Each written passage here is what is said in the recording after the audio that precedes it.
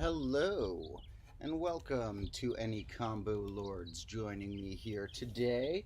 It's another nice day full of bird song. Pretty cold out here, but the birds are hanging out and chirping. Today we're going to do a live video about a few topics, and for anyone joining after the fact or who has to leave early, I will note again that I have started to put descriptions, or in this description of the streams after they post, I've started to put chapters or timestamps, so you can click around and see which topics intrigue you. But I know a few of the topics that will be covered today are going to be a little bit of interesting things about strange numeral bases, which we've covered a bit before, but I need to do a little prequel about some more underlying facts about how those work before I put out an awesome episode I've made about base 2i as well as base I minus 1, which will be coming on the main channel tonight. Tonight in my time zone, it's 11 a.m. right now. And to note, anyone who's just on the bonus channel, make sure that you are on that main combo class channel too. That's just at combo class, because that's where we get the full episodes. And there's only going to be this base 2i episode and 6 more in grade -1 before we have a very brief break and then launch grade -2, which will be coming somewhere around the beginning of April. And these last episodes on the main channel will be extra long, probably, maybe take about a week or a week and a half between them to get them right.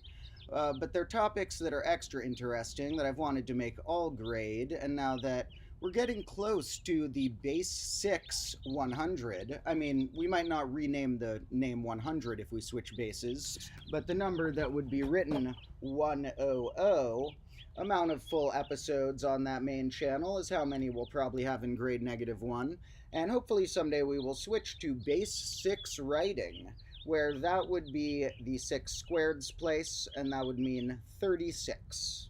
36 is a very underrated number. The number we know as 100 is a somewhat overrated number.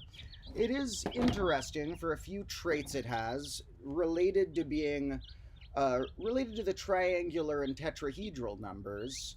100 has some connections because it is the square of a triangular number, which does end up giving it the additional superpower of being the sum of the first 4 cube numbers separately.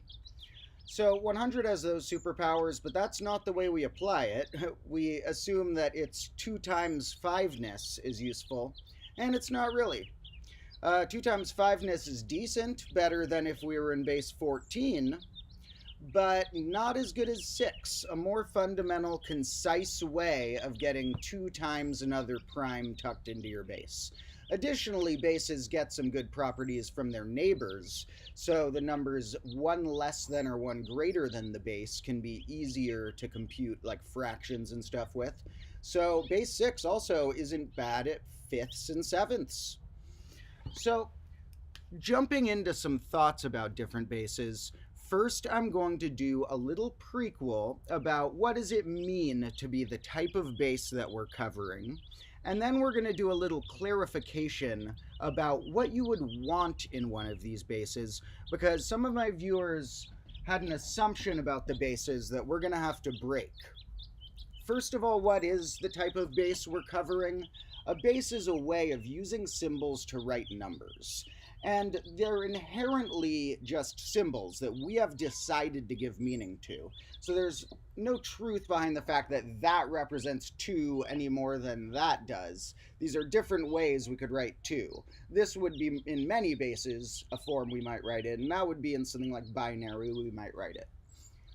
And the type of bases we're going to cover all have a lot in common, because even within that very common structure of what's known as a positional numeral base, and even a specific type of positional numeral base, we can have some really cool varieties, enough that this base 2i episode is sort of the third of a little trilogy of obscure ways to take positional numeral bases that has been on my main channel. Now, a positional base, the rule they're going to follow in common that we actually don't need to break to do all of these strange experiments, is that we are going to have spots in a number represent the 0th power of the base, how many of that we want, for some fixed base number, first power of the base, second power of the base, etc. And that if we put a point, that you may hear me call a decimal point sometimes casually, because that's the term everyone knows it as, but more familiarly, more technically, it could be called a radix point, or I've also heard it pronounced radix point. I sometimes just say point because then it works for both of them. But after the point, if we have that in our number, that would be a negative first powers and so on. And to remind people, a negative first power is the same as 1 over the base number, and negative second power is the same as 1 over it squared. So within this groundwork, we can still do a lot of crazy exploration. And the first level is we don't need b to be 10. We choose b to be 10. And when we choose b to be 10, the digits we end up using are symbols from 0 through 9, which is 10 amount of symbols, but counting the 0. The base is named after the spot that actually looks like it's 10, because the base is the reset point when we've gone to a new place. And so we don't have a symbol for the base. If we had a symbol for 10, that would be in like base 11 or something.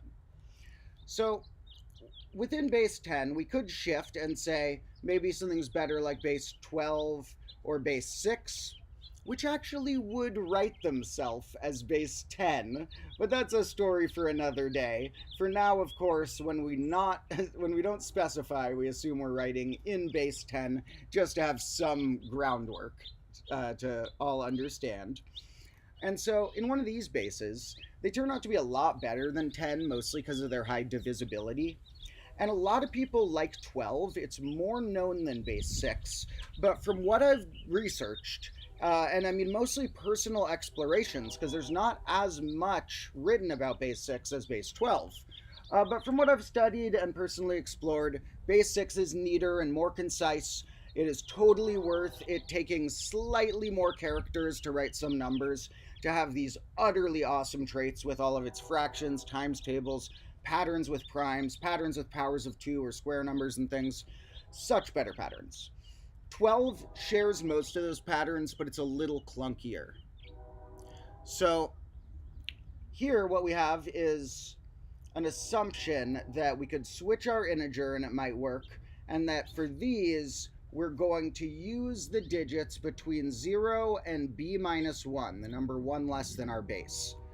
That worked pretty well for all these integers, and it's also why we wouldn't really call tally marks the same type of base 1, because playing by that rule, base 1 would just use the digit 0, which isn't going to get us very far there. So really this rule sort of works for binary and up, but we saw that we can easily adjust it to work for negative bases in an episode I made by saying we're going from 0 to the absolute value of the base minus 1. So in base negative 10, we would be using digits between 0 and 10 minus 1 still using the positive symbols. So we're breaking a rule about which digits you use, because the rule is self-invented by humans for practicality. The reason we assumed that was a rule, the 0 to b minus 1 thing, is that for a given base like this, that's the minimal amount of symbols it would take to fully represent everything to the full potential. If we had fewer, there would be some numbers we couldn't represent in a normal way, and if we had more, there would be unnecessary ones, and more numbers that had double representations. So here, when we adjust the rule a little, we can get negative bases, and it actually works. If I want to write 2 in base negative 10, I take one of the negative 10s. Negative 10 to the 0 is still 1s, so then I would add in, in base negative 10 I could use 2, but let's say I want 12. I would have to take 1 of the negative 10s squared, which is hundreds, 9 of the negative 10s, and then 2 of the 0th powers. So that could write in base negative 10 the number 12. And so by adjusting this rule, that's how we can adapt to negative bases. But what if we want to adapt to something weird like a square root base, like square root of 10? Now, this is all stuff that I do a quick refresher of in the beginning of the episode that I am about to drop tonight on the main channel, because I did want to have a little refresher, and because the imaginary and complex bases share some patterns with these. So it's good to kind of refresh our memory about these. But there is something here that I need to extra clarify about the square root bases. When I was talking about something like base square root of 10, which means these spots are powers of the square root of 10, a lot of people assumed this would only want digits 0, 1, 2, and 3, because the square root of 10 is 3 point something, and that would be playing by a very slightly adjusted version of this rule where we said we're going between 0 and the base rounded up minus 1, or something like that. However, if I want to make the number 4 in this base, and I'm just using these, I'm going to have some trouble.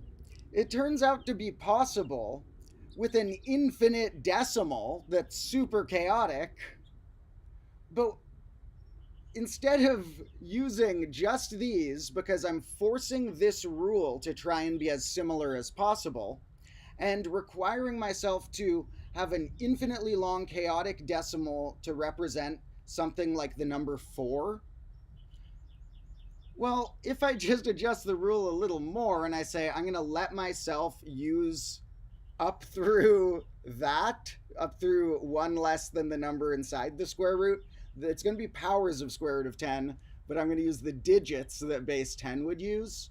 Well, then I have a just fine time representing all the integers with a finite string.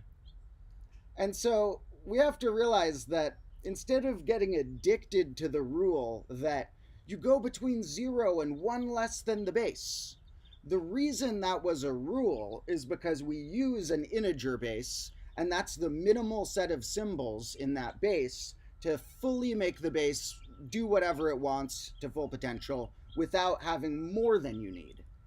And so if I try and copy the rule too intensely, I kind of have less than the full potential of the base, the fact that it's bad at representing a number like 4. So we would adjust the rule a little more. And you can see texts do it both ways. If you look up on Wolfram Alpha, a common online calculator, they actually, if you just say like translate 4 in base square root of 10, they're going to give you a crazy decimal with those symbols. But if you look up other math texts that analyze what it would mean to be that base, they often allow all that. Because why not, instead of copying the rule, copy the mentality behind the rule? That we want the minimal set of symbols that lets the given base represent everything to its full potential.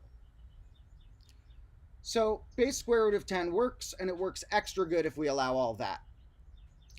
All of this is sort of mostly as far, along with some other crazy ones that I showed, like transcendental bases, that typically a number like base pi or base e is not going to be good at representing things like integers. It's only going to be good at representing very specific problems related to those constants.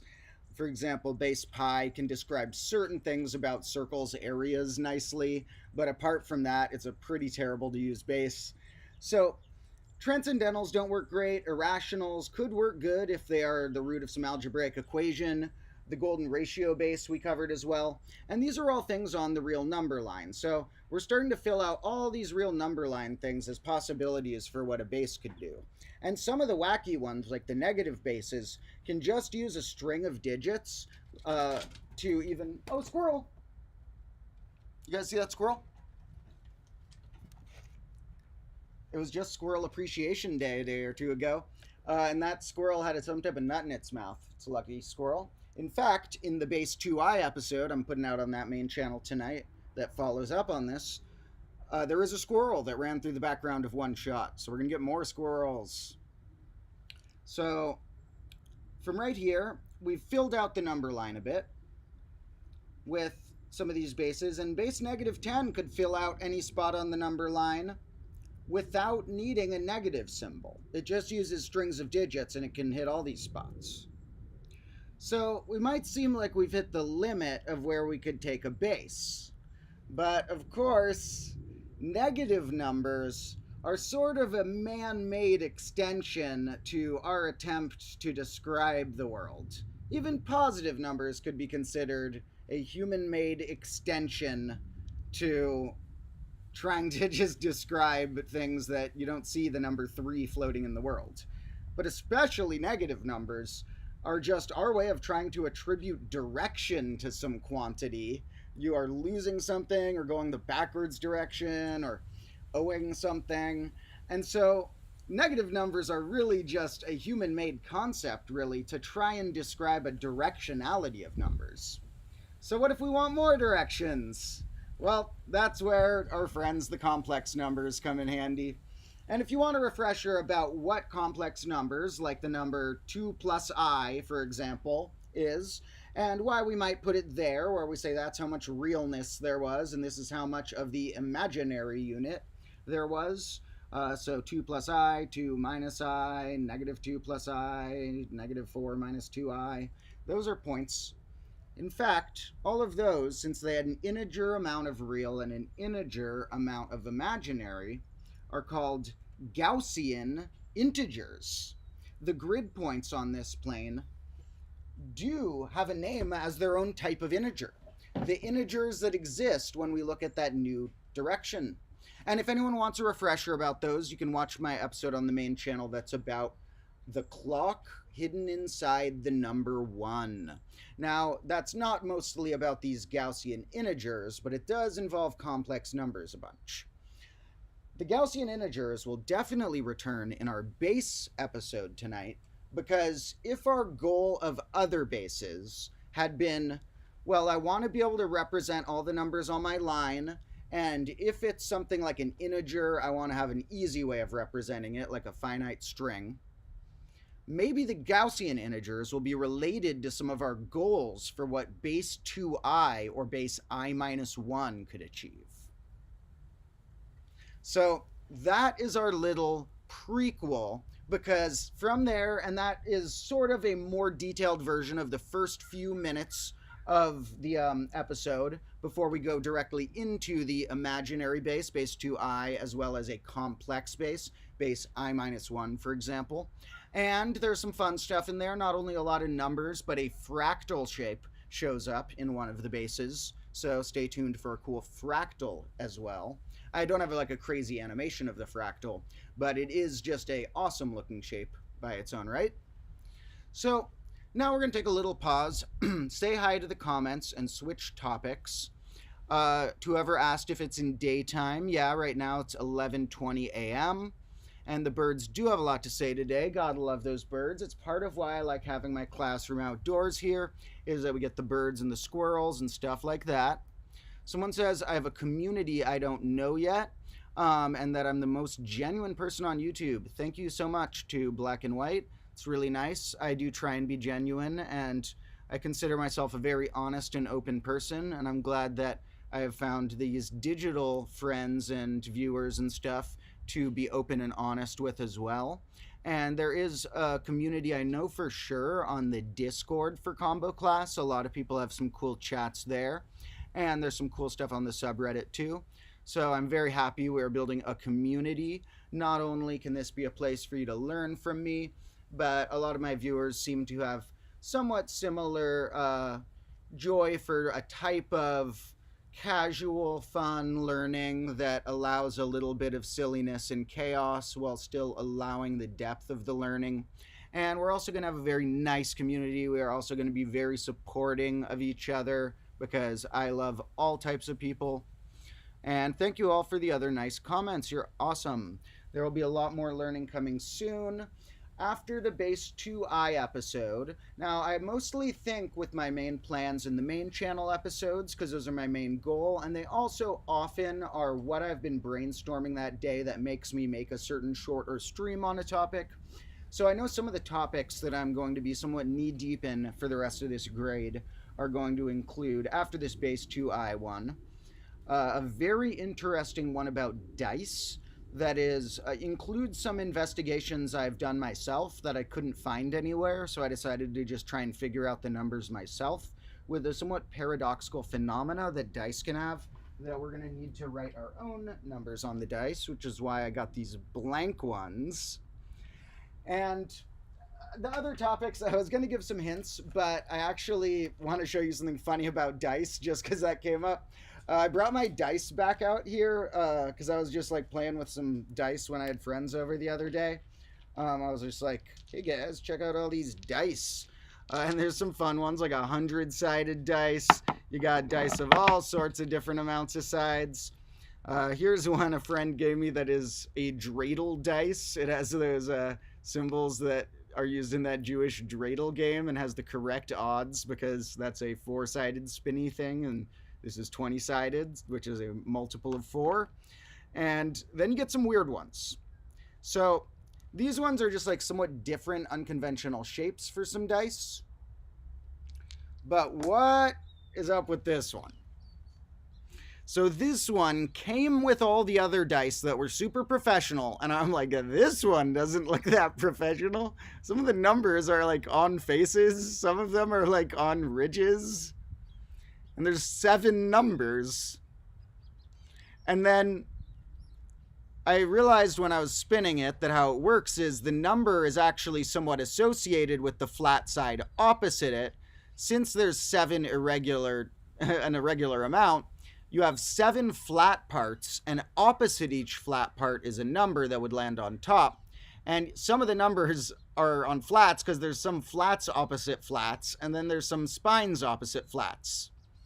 Which does make me severely doubt the accuracy of the dice at first, because I'm like, could this be? All the other dice in the set seemed to be like, they must be seemingly accurate. They all seemed like the type of polyhedra that would be fair, except 1 or 2, like this one. And so I had severe doubts that this was fair because where the flat parts are, some are closer to others and some are further from others. And so I was like, yeah, sometime I'm gonna have to roll this like a few thousand times, check the results, and see how fair it is. And while I had some friends over, they were like, well, let's just do some rolls now, just as a little test. So we started tallying the rolls, and it rolled each number like about once each, and it was starting to get the second on each one. And then it just started filling out the second on each one. It was like, okay, that's happened exactly twice. That one hit a second time. That one hit a second time. And that all hit twice except 7 had hit once. And we were like, oh my God, it's going to be 7. And the 7 hit, and we just went crazy because although it doesn't display exactly fair odds, if you didn't know how big of a sample size you need, it looked pretty crazily fair. We got each one exactly twice.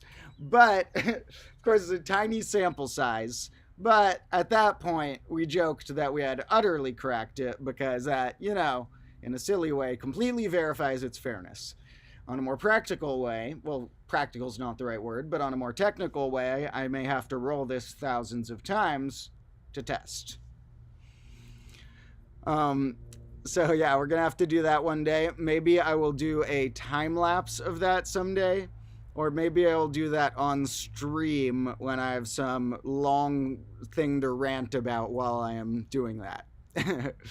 The thing is, it's such a weird shape that I'm going to want to give it like a good roll each time, so it's going to take a minute. So those dice are fun. Now, as far as some other topics we're going to look at right here, there's all these fun bases that we're just at the tip of the iceberg of covering, because although I've done this trilogy about weird ways we could take the bases in grade -1 that's wrapping up with this base 2i episode tonight, there's also a bunch of episodes I want to make about the practicality of certain bases and where they show up. Of course, I'm going to have to advocate for base 6 a bunch, but that's my favorite. But there's also one that we'll cover called balanced ternary and other balanced bases where you have a symbol that means a negative thing, like a different type of digit. And those relate to a lot of interesting problems of how you could set up computing things. that also could, be phrased as fun little like puzzles or anecdotes. And so we're just at the tip of the iceberg. There's also bases that are less purely positional, where each position varies, like relates to the position is the size of the nth factorial for the nth position or something. So you have some that it's not just powers of a number. And with all these base explorations, it's made me think people are too hooked on this base 10 system. And just like when I mentioned that maybe we should change the calendar or maybe we should change the English alphabet, people are like, no, it's stuck this way. It's going to stay this way. I don't know why people assume that. These things have been evolving and will probably continue to evolve. And so I like to think that maybe someday, although it could require a near apocalyptic event and a restart of civilization, maybe someday we'll try out base 6 or base 12 and realize that although it would take a generation of less practicality to translate a bunch of stuff and reset up a bunch of teaching structures, from a few generations onward, once you got it in place, everything would be better. All the fractions and times tables and computing and everything would be better. It would even be better for companies because there's more times where you want to take a third than a fifth. And people are too hooked on this, and maybe it's even that some of these corporations or institutions that it would long-term help but short-term hurt just don't want to get that short-term hurt. Nobody wants to plant this seed for the future generations because it would make it a little harder for the current generation. And maybe this is all secretly related to a question I thought was a silly joke a while ago. A question I asked that was, why isn't the word threeven in the dictionary for a multiple of 3 if even is for a multiple of 2? I was finding a lot of random patterns with threeven numbers, and I thought it was a funny joke of we should get threeven in the dictionary. And I am on that quest that at some point I will start a petition once I've made more episodes explaining my point, and something I'll tell you in a minute. When the time's right, we will find a way to get threeven in the dictionary. But then I realized maybe this is all connected. Maybe my joke question about threeven not being in the dictionary is a sign of people not being willing to accept that our system is built to optimize fives and fifths and not thirds, and that it would require a massive change to switch to anything that made thirds better. And maybe people don't want to accept that thirds are more fundamental in the world, because then they'd have to accept that the only reason we're not using base 6 is because it would hurt you for a generation or two, and then it would be better for all the future generations, and no one wants to do that. So, as I started putting this together in my head and realizing that threeven needs to be in the dictionary just to make people sow the seeds that there are other ways that you could count numbers or consider numbers' importances other than our base 10 system. And just to, on a more casual sense, more math nicknames would help. I think that math nicknames are fun and make secretly deep concepts be engaging and, able to come up in conversation. So not only do I really want threeven in the dictionary, but I have this massive stack of notes about threevens. I did before this stream searched how many words was in my document just for threevens on the computer. This doesn't even count any of my handwritten notes or any of the notes on my phone or in my combo class document or all my other documents. But it was already like 50,000 words about threevens I had. And so I was like, yeah, at this point, I am going to write a whole book, like I joked I might once, about threeven and throd numbers. And that will definitely help get threeven in the dictionary.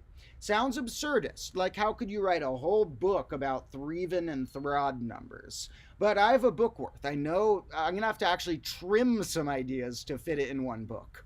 It also will embrace evens and odds. Evens and odds get the credit they deserve. They're fairly rated. There's nothing wrong with an even and odd. They have a lot of magical patterns. It's just that our society overrates fives and fifths, and from that tens and hundreds and stuff, and that instead it should be inflating multiples of 3 possibly combined with multiples of 2. And when you look at the even Threeven cycle, the base that describes evenness and Threevenness is base 6. And so, really, the secret star of the Threeven book, since it's not trying to steal any credit from evens, it's just trying to put Threevens up to a similar pedestal that evens get. The secret star is kind of multiples of 6 that are Threeven evens. So, I'm going to start putting together some actual more finished text so that I'll be able to write a whole book about Threeven soon. It may be in a strange form, like a little choose your own adventure-ish, or I may have to do my next book idea in that form. I have a lot of books I'm hoping to finish as I dedicate more time to that. And it's part of the combo class realm because some of them are sort of like a written form of my combo class surrealist math teaching. And others of them are fiction that probably have more math than the average fiction book. But those are things I hope to publish. And I'll probably put out some chapters as I write rough drafts for my Patreon people, because those people are really helping me fund these episodes. But my real goal is just to put together full books to get out to the world somehow or another. So that's my little story about some of the many reasons why I'm writing a book about Threevens and Throds, and how it secretly is not just a joke and a fact that number nicknames help, and that I found a lot of fun patterns with them, but it's also related to humans needing to accept change and relating to the secret value of base 6. And for any base 12 fans out there, or even any binary fans, don't worry, they're going to get some credit too. Although base 12 isn't, in my opinion, as good as base 6, it's far better than base 10. So if we can get people to add those 2 digits, let's pass by base 12 on the way to base 6, if that's what it takes. Base 12 would still be a massive improvement. All right. And I will need your help when I start the Threeven petition. That is likely to be, if I ever make any combo class merchandise, one of the first things I'm going to make is some sort of shirt related to getting the word Threeven out there. So also, here's actually the chain of events. For people who want to get something like a word in a dictionary, what you really need is for it to have articles written about it. Now, here's something crazy. There's a Wikipedia article for for powers of 3, but not for multiples of 3. And I know far enough facts about multiples of 3. So at some point, I'm going to try and make a Wikipedia article and hope they keep it about multiples of 3. And then I can say in the header, sometimes known as Threeven numbers. And if there's a Wikipedia article about multiples of 3 that uses the word Threeven somewhere on it, that will massively help it for the dictionary. But what really helps things like this is to have it written in official articles of any journalistic type of article. So anyone who writes articles for any website or newspaper or anything, if you want to utterly help the dream, the words that are utterly helpful to put in any article anywhere are combo class, Demotro, and Threeven.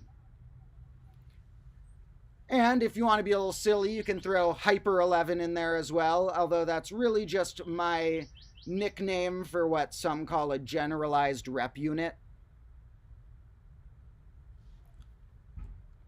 So, thank you all for joining me here.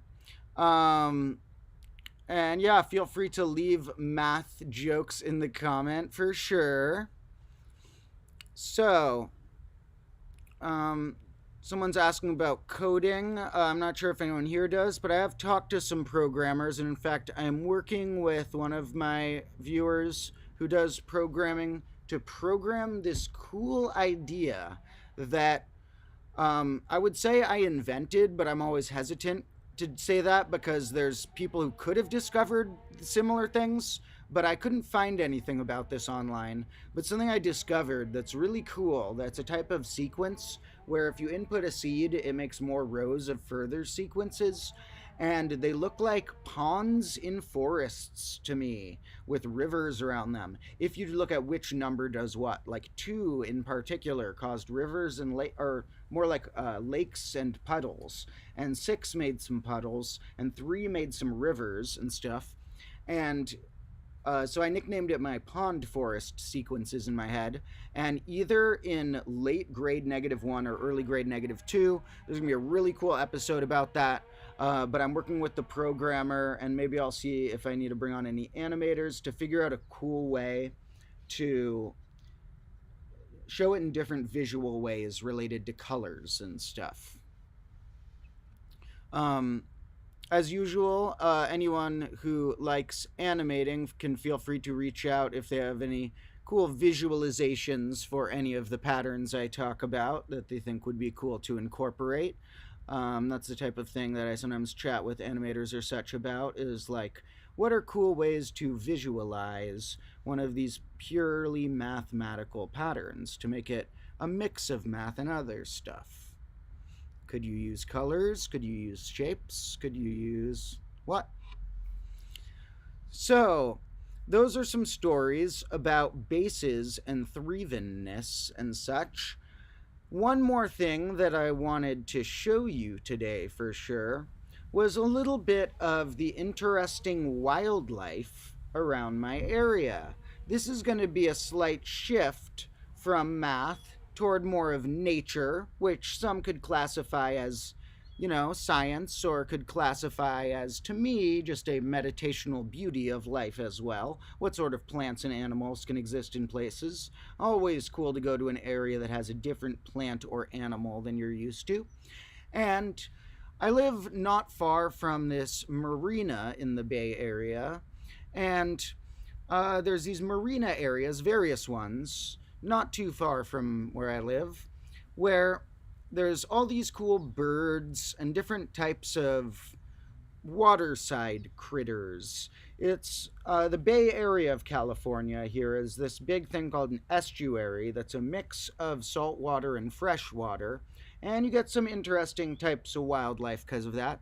And you get some pretty big birds, for example. You will get herons, you will get egrets, you will get geese, sometimes turkeys, but I don't know if they are more by the water, they're more in other places. And all those birds are pretty wild in comparison to the size of the birds you get in the garden here. Once in a rare while, turkeys will pass through my yard here and like hang out on the roof or something. But more often, all the birds here are these tiny little chill ones instead of, chill not compared to the others. Most birds are super chill. The geese, you don't want to get too close to them. Geese can kind of be assholes, but geese from afar are nice. And in fact, geese will show up in one of these clips that I took some little videos I'm going to show you guys. That yesterday I went down by the marina, which I haven't been able to do as much recently. Going down to the marina and up to other nature, other forests in the area has always been something I loved. A meditational, great activity for the mind and for thinking and for the body. And so I haven't been able to do that the past year or two much, unfortunately, because I had to get these leg surgeries, which I'll tell more of the story of over time, and all of these other hardships. But now that I'm able to walk again, and that other things in my life are going good enough that I have time and stuff to do this, I am able to start going out into nature again. And the marina is the first spot where I would try and get to, because it's not a far drive at all. And I went there for just like maybe the second or third time of the past year or two yesterday, which is pretty wild because I used to go there at least once a week, if not multiple times a week. I would love riding my bike or walking or all sorts of stuff around there. All sorts of weird trails. There's blackberry bushes. There's little mazes of crazy cool areas. And it's built, or sectors of it, on landfill. So there's all these strange bricks and weird construction things broken around that look like weird old clues. Nature retaking that over, vines growing out of shattered looking building parts and stuff because it's on landfill. So it's kind of interesting. And so I took a few videos when I was down there yesterday that we can look at just a few random examples of a few critters you can see there if you just go on a nice little walk. This wasn't even going in depth on any wild investigations, didn't like bring any binoculars and trek out for an hour or anything. This was just a little walk, and you still get to see a variety of critters. So we're going to shrink me and look at some critters. So as I get small here, let me shrink the chat. And here's some random nature. Now, we'll just look at these clips one at a time, and I might pause them to look at little bits or to make my commentary. For example, right here, we have what I believe might be a snowy egret or some sort of egret like that. It's a little hard to see it in the video here because I had to zoom in a bit. It was far away. But these creatures, when they fly, have a cool wingspan. And there's some other little birds right there.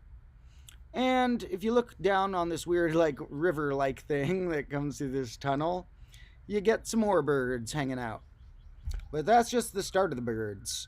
Over here, you got this weird marshland. In this crazy marshland. Maybe I'll try and trek out there sometime if I can find a spot that wouldn't be too bad for the wildlife. But it's probably like quicksand-like. It's super sinkable.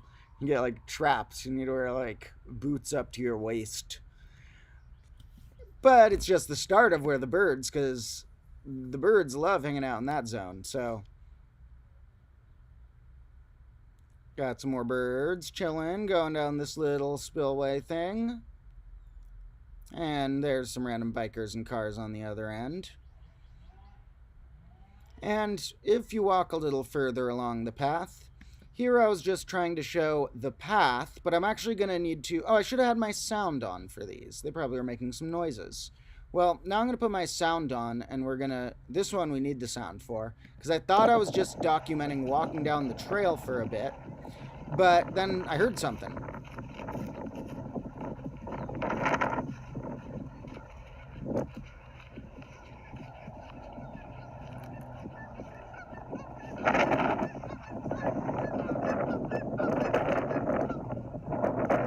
Get your geese. Those things are massive if you see them up close. A lot of wind noise, but I heard those geese noises and they alerted me that I was like, whoa, something cool coming. Here you get some burrows, and when you see that, it makes you wonder what type of creature might be making little burrows. And in this case, there's some places where it's little owls around the marina, but those ones were from these little ground squirrel things. I don't know the technical name, but they're these little squirrel-like guys. Do you see that little fella? It's a little hard to see, but look at him go into the hole.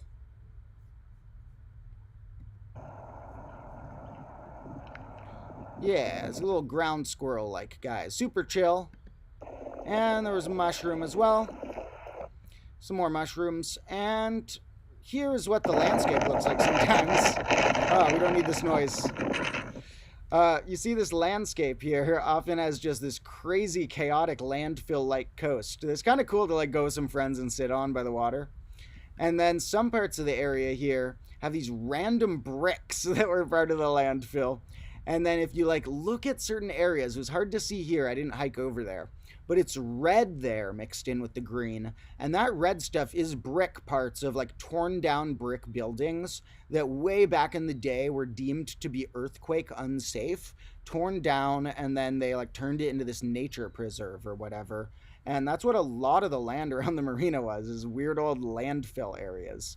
And I believe the ground where I'm on might be as well, because I need to do a little more research on this, but A lot of the area, even where I live, used to be landfill long enough ago. And if you dig down here, well, first you get my layer of dice and clock parts that will baffle the future archaeologists. And then you get like weird glass and like bits of metal and screws and stuff. It's hard to grow plants here. You have to like dig through this really crazy landfill like soil and then like plant compost in there if you want your plants to do well.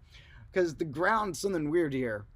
Also, some of the plants grow weird. Some of my viewers are under the possible belief, which I can't confirm or deny, I'm not sure, that maybe there's something weird or radioactive here because there's some strange lemons and strange thin apples and stuff that sometimes grow. So you never know. And you get your good old staghorn fern. So, sometime I want to take a longer trip down by the nature with you guys. And I don't know if I'm going to be able to do a stream field trip or not. I'm not sure if I'm going to be able to, either there or in the forests I like to go to, have the right service to stream. So I might try that, and we'll see how bad the quality is. But if that doesn't work, then I'm just going to, now that I can get out there more, try and get out more to film more sectors of my episodes in spots in nature. You know, bring out a whiteboard by the water or by a stream in nature or something. Because that was just like the water side. Even though that's closer, my actual truest love is a stream in the forest. So that's where I want to have parts of some of my episodes take place in the future. I think that'll promote learning to have a running river going by in front of the talking. So nature is great. We gotta be very appreciative of it. For example, it was Squirrel Appreciation Day a few days ago. And for fun, let's see, since we looked at weird holidays the other day, and I forget which ones are today, let's see if I happen to be doing any of today's weird holidays. So today's the 23rd, and let's see, according to this website we used before, what the holidays are today. So, Better Business Communication Day. Well, if you consider Combo Class a business, which it may be on its way to someday be, even though I don't want to run a business, that sounds deathly boring, but it might be what's required for me to do my maximum amount of giving or teaching to the world. This is sort of a business communication, I guess, if I'm a very unofficial business. We are communicating right now, and I love you all. Community Manager Appreciation Day. I need more community managers, but if we can consider my moderators on the Discord and subreddit, then yep, shout out to my moderators on the Discord. Those are sort of like community managers. And shout out to my filming friends like Carlo and Johnny, who are going to be helping me with more combo class duties throughout the week. Measure your feet day. Okay, my feet are, what's the size? Like 10.5 or something? Maybe 11? Let's see what these are. It's 10.5 US. Okay, my foot is measured. National Handwriting Day. I like that, I guess, because people have complimented my handwriting when I write really slow, which is kind of funny because when I write quick, I don't know my handwriting's necessarily good, but I guess because I've done a lot of writing over time that I've gotten decent at handwriting just from like having done it a lot. Similarly, I can type really fast. So when I do my full episodes or my shorts, I usually take my time and make it look pretty neat. Otherwise, it can be pretty chaotic. But we do like handwriting here. And it better not mean that you have to do cursive. Some people say cursive means handwriting. If they mean that you have to write in cursive, then I'm not down with the holiday. There's no reason you need to do that. So it's kind of complicated what they mean here. Maybe they do relate to cursive. If they do, doesn't matter if you use cursive or not. Handwriting to me means you wrote something like on paper or a whiteboard or a chalkboard or something by hand. Oh, it's National Pie Day, guys. For everyone who's been saying that they want me to do a video for Pie Day without the E. All right, we're doing a stream for Pie Day with the E. I don't have any pie. I should have prepped for this. Maybe if I, for some reason, get it in time, I'll figure out a way to get like a slice of pie and then do a pie day short later today. I don't know if I'll have time for that or not. We'll see.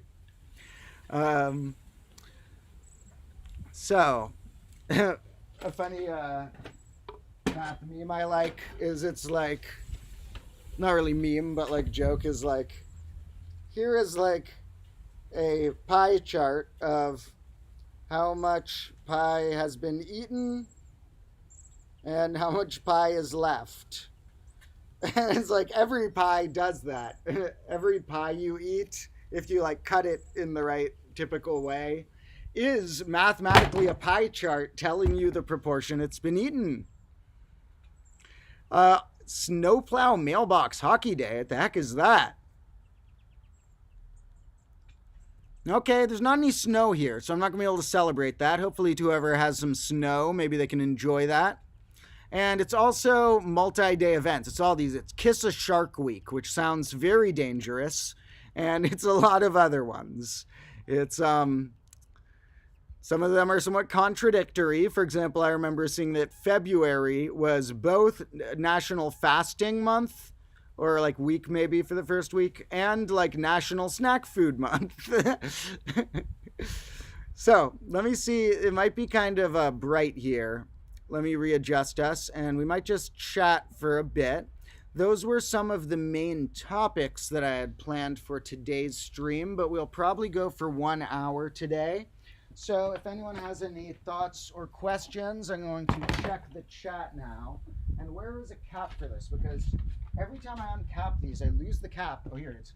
Then I have like so many dead markers. That's the thing I'm worst at, habit-wise, is probably leaving caps off these markers and like killing like half the ones I open the first day. They're not even that cheap, like even when you buy them bulk. So I need to be better about putting the caps on the markers. Let me take a peek at what we got going in our chat here for a minute. And like I said, we will probably stream for 1 hour today. And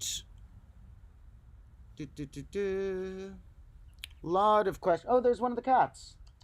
Sassafras. Hi, Sassafras.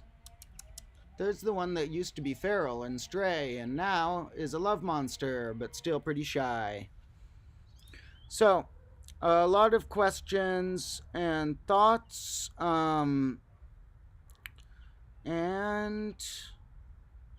thank you for all of them. Can't answer to all of the thoughts, but I do like reading them. And to Voiders said they're making a petition. Don't make a petition. I'm going to make a petition when the time's right. So don't make an official one or try and get the combo class people to do that. You got to wait. It's a big plan. I've been putting this in action for a long time. So wait, I will do a petition when the time is right. Otherwise, you're going to try and get the combo lords to think that's the petition, and then it will be like half done. When I get the petition, it's going to be part of a serious plan because it's really hard to get a word in the dictionary. So that will happen at some point in grade -2, but first I will have a lot more written and a lot of videos, so it's going to be a legit looking petition. It's going to have a lot of data in the petition of like, this is a bunch of factual reasons it should be in the dictionary. But I do appreciate it for things like that. Anyone can feel free typically to try and spread any random combo class words like that. Spread any random combo class memes and stuff. I do appreciate any word of combo classy things, and the word Threeven getting out. Putting it in any speech wherever you want is highly recommended. But as far as the petition, we're going to have to be careful and just have it part of our massive plan as part of some other steps. And hopefully someone will put it in more articles, because if Threeven is just used casually in more articles to describe stuff, then it will work well. And someone's mentioning if books info is burned, people would stop knowing. Yeah, definitely not good to censor or destroy information in almost every case. Of course, you can try and play the devil's advocate by imagining something like a manuscript that describes how to make a very dangerous bomb or something, and then maybe not everyone should have access to that. But typically, apart from very strange exceptions, you should not destroy any information. Censorship of that sort doesn't achieve the goal it's trying to.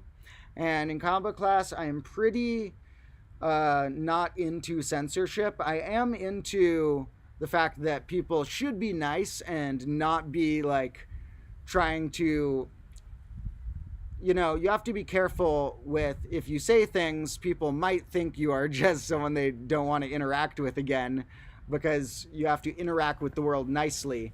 But at the same time, the good thoughts or bad thoughts or disagreeable thoughts, I don't think should necessarily be censored.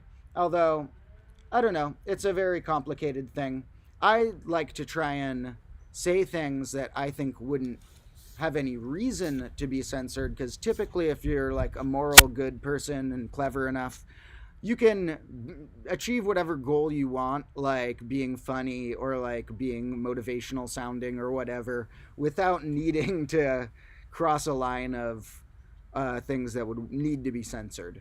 However, I can imagine, just from my chaotic, reckless energy mixed with the actual learning I do in combo class, some like schools or teachers or parents having a love-hate relationship with me. As far as, if my videos get shown in classrooms, I'm not sure like every teacher or parent is going to agree with like all of me like letting clocks burn and things shatter and things like that. But I haven't swore in any main channel episodes. I keep them generally things that would be good in any frame. But you never know. Just be a good person, then you won't need to be censored. So, also, I do think that it is up to, as far as censoring, which is a common modern thing in terms of platforms kicking people off platforms, or a platform not letting a certain post or thing be up there. I do still believe that is a company's right, because like the platforms that's in terms of are companies that are allowed to decide that something does not align with their brand and that they don't want it there. So yeah, it's a very complicated issue. Hopefully combo class won't need to be censored. I am worried that YouTube might sometime age restrict any of my videos if they get stricter about having something like fire in videos. Even though I do it safely and I never tell anyone to copy it, and I put a disclaimer in the text of the episodes saying not to copy it. But I still worry that they're going to get strict about that, because they get strict about random stuff. So far, so good. Although on one of my old channels, I was just playing with a firecracker once, and that video got age restricted. One time TikTok took down one of my videos temporarily because I was holding a knife in it. I was just holding a knife and pointing at the whiteboard like a pointer. I didn't point it at the camera. I didn't say anything threatening. I was using like a knife as like a pointer at the whiteboard, and they took down the video. And then I filed an appeal and they put it back. But you got to be careful on some of these platforms, man. I don't want to have to be forced to fit into a box like that, but to get my videos into the world, I have to make certain decisions like, all right, probably not going to swear in grade -1 or whatever. However, there will probably be an episode about profanity someday. So if anyone really doesn't want to hear swearing, then don't show anyone too young my episode about profanity if you care about that. However, in the context of that, it will be related to how censoring a bad word that is just an exclamation is sort of silly. There's a difference between a bad word that is derogatory and something that's an exclamation that is like synonymous with like ouch or like oh dang. So, in my life, I don't mind swearing, the type of swears that are like just synonymous with like ouch or dang or like stuff like that. But try and keep it out of the combo class because gotta have the system like you a little bit. Maybe when the system likes me a little bit more, I'll feel a little more comfortable that they're not going to try and kick me off because hopefully YouTube wants to befriend me because I'm totally fine with like playing some of their games. I would have business meetings with YouTube. They can suggest topics they want to see. I've watched YouTube my whole life. So if YouTube can somehow, put my videos on more algorithms and never censor them, then I'm down to play with some of YouTube's rules. I've watched YouTube my whole life. I love them. And this channel had some periods where so many people were seeing the shorts. They would put some of the shorts on like millions of people's things.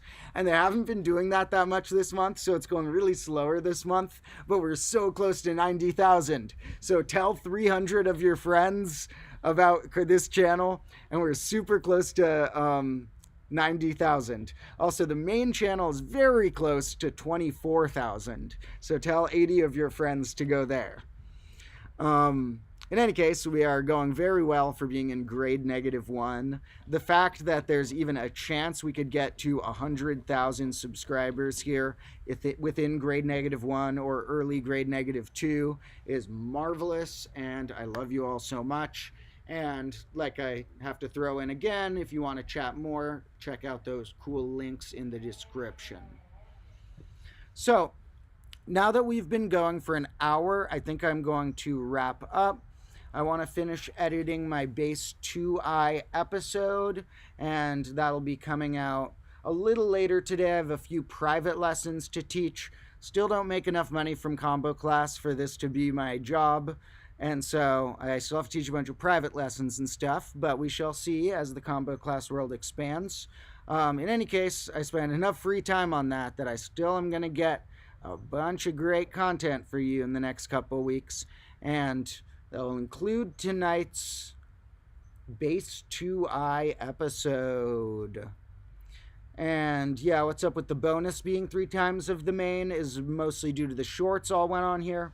I may put some shorts on the main channel sometime to try and get that audience there, but for now, I've just treated the main channel like kind of a TV show where I just put full episodes out that are more professionally edited and put together.